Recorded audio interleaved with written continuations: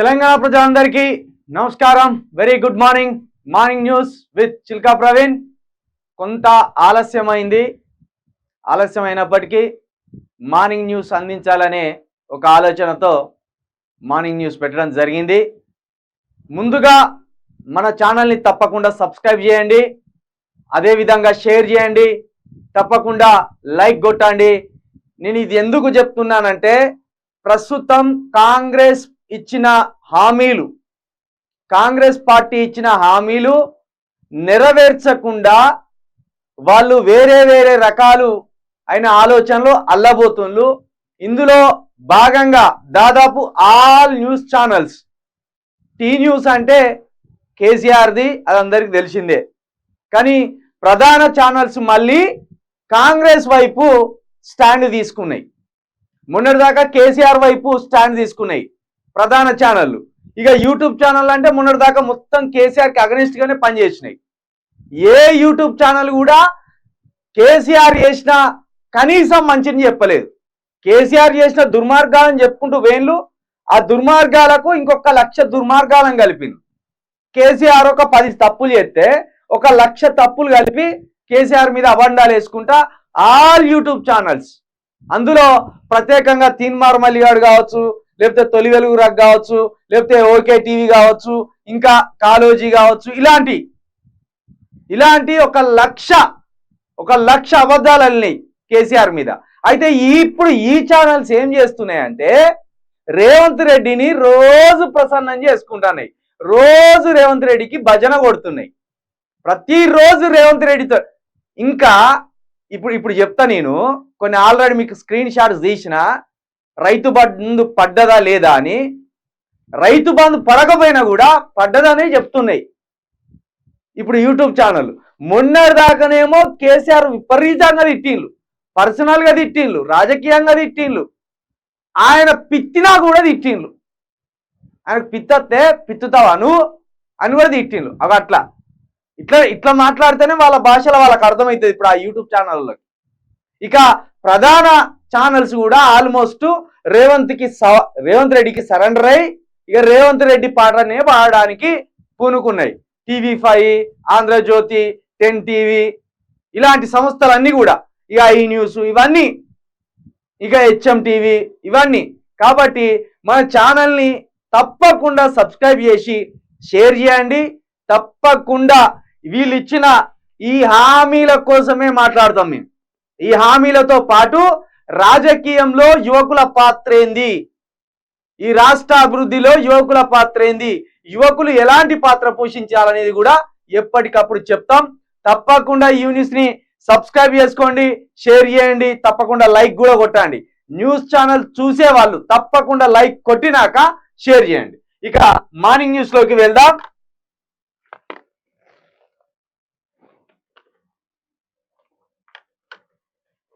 ముందుగా ఈనాడు,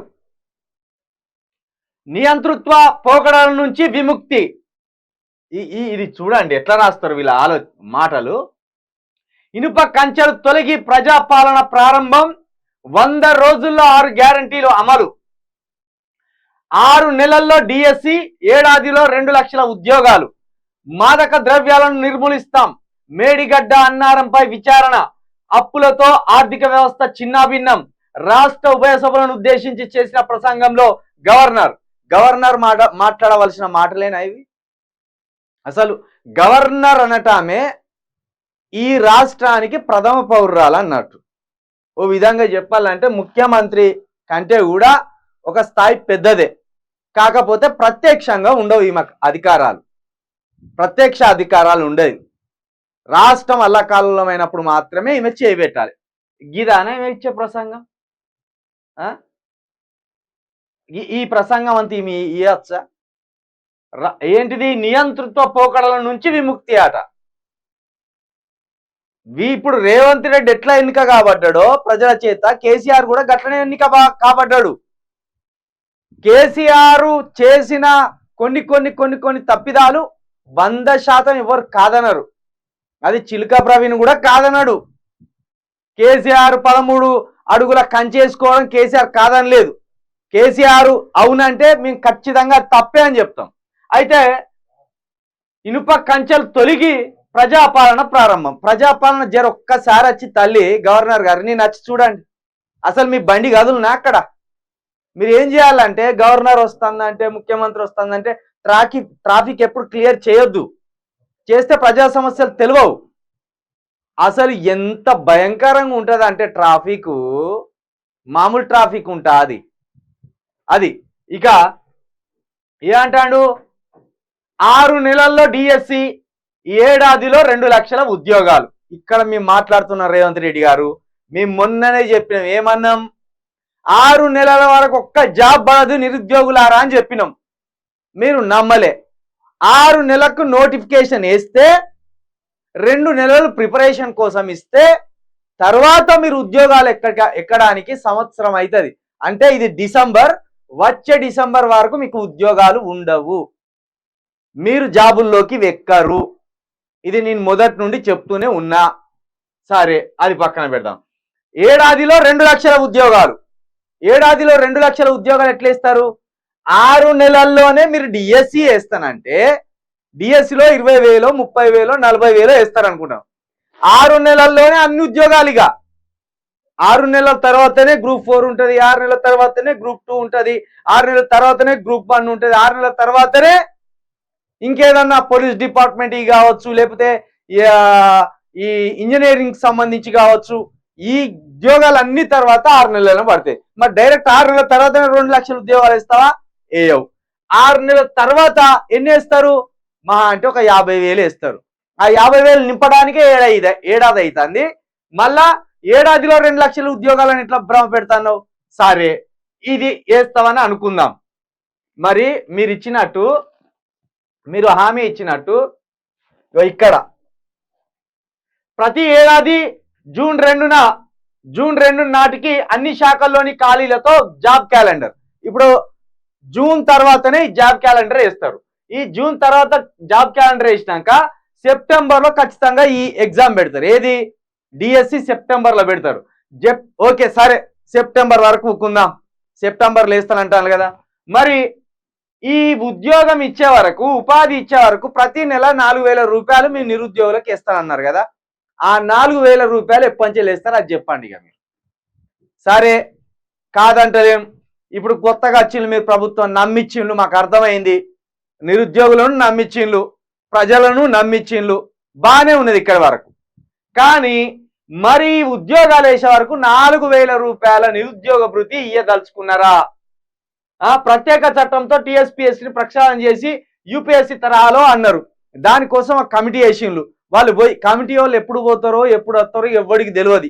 6 నెలల్లో అంటాను కదా, 6 నెలల్లో వాళ్ళు ప్రక్షాళన చేసుకొని వచ్చి ఇక్కడ కూర్చుంటారు. ఆ లోపు ఎట్లయినా నువ్వు సెప్టెంబర్ 17 వరకు గవర్నమెంట్ ఉద్యోగాలు పడవు. ఇది ఫైనల్, రాసి పెట్టుకోండి. మరి సెప్టెంబర్ 17 వరకు 4,000 రూపాయల పింఛన్ ఇవ్వబోతానులా లేదా, ఇది ముందు తేల్చాలి. ఎందుకంటే ఇప్పుడు ఏడాది వరకు వీళ్ళని మీరు మోసం చేసినట్టే నిరుద్యోగులను. మరి ఏడాది వరకు వాళ్ళకు 4,000 పింఛన్ ఇవ్వాలి. అది కూడా దగ్గర 40 లక్షల మంది ఉన్నారు అప్లై చేసిన, 40 లక్షల మందికి ఇవ్వాలి 4,000. ఇది మేము డిమాండ్ చేస్తున్నాం. 4,000 రూపాయల పింఛన్ అంటే ఇది నిరుద్యోగ భృతి.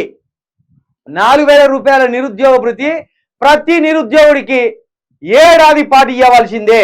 ఎందుకంటే మీరేమన్నారు, తొలి క్యాబినెట్ లోనే డిఎస్సి ఎత్తాం, మేము తొలి క్యాబినెట్ లోనే డిఎస్సి ఎత్తాం అని అన్నారు. వేయలేదు. కాబట్టి మీరు తప్పకుండా ఇది ఇవ్వవలసిందే. 4,000 రూపాయల నిరుద్యోగ భృతి వీళ్ళకు నిరుద్యోగులకు ఇవ్వవలసిందే. ఇక ఈ కిందనే మేడిగడ్డ అన్నారపై విచారణ చేయండి, తప్పకుండా చేయవలసిందే. మాదక ద్రవ్యాలను నిర్మూలిస్తాం, తప్పకుండా నిర్మూలించవలసిందే. నిర్మూలించాం అని చెప్పిన రోజు రావాలి. నిర్మూలిస్తాం కాదు, నిర్మూలించాం. ఒక్కడు కూడా ఇక్కడ డ్రగ్ తీసుకోవట్లేదు, ఏ నైజీరియన్ వచ్చి కూడా ఇక్కడ ఏం అమ్మట్లేదు అని ఆ లెక్కలు వచ్చే వరకు చేయాలి. ఇక ఇది ఇక్కడ శాసనసభకు వచ్చిన గవర్నర్కి సాగం పలుకుతాం, బాగానే ఉన్నది. 3 కోట్ల మేటి ప్రజల గొంతుకొక్కటై కోరికొక్కటై తెలంగాణ వెలిసి నిలిచి ఫలించాలి భారతాన అనే కాళోజీ నారాయణరావు పలుకులతో గవర్నర్ తన ప్రసంగాన్ని ఆరంభించారు. నిన్న చూస్తే మంచిగుండు. మరి ఏ పార్టీ తెలుగు మాట్లాడిందో చూద్దాం. తల్లి మొత్తానికి ఏదో నడుస్తుంది కథ, చెప్తా కానీ కథ నడుస్తుంది ఒకటి. ఈయనేమో ముందే మేల్కోవాలని చూస్తాడు, కేసీఆర్ ఏమో ఈయన దెబ్బ కొట్టాలని చూస్తాడు. అదొకటి ఉన్నది కథ, చెప్తా.